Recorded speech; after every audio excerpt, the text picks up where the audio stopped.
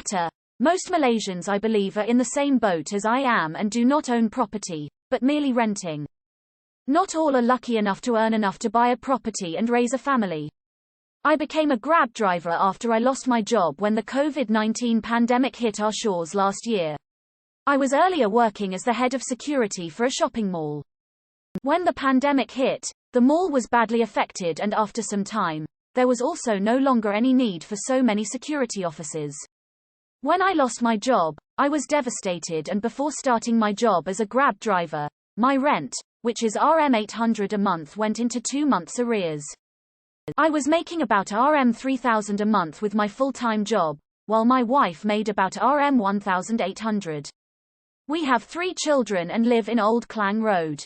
What we earned was just enough to pay all our bills and put food on our table.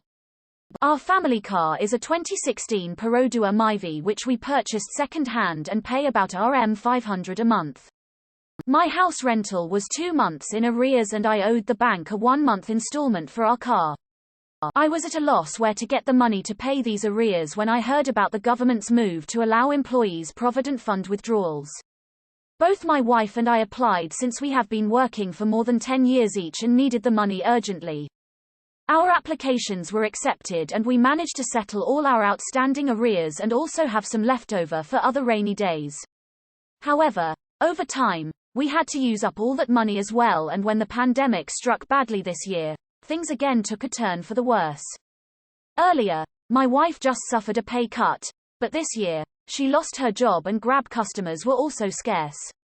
Again, our rental and car installments went into arrears. Thank God for the iCitra initiative, which once more helped us get back on our feet. There is no fuss, if you ask me, about withdrawing our EPF when we really need it. It is after all our hard-earned money and our right to use it. It is good that the government gives us this option. Whether one wants to withdraw or not, it is up to them.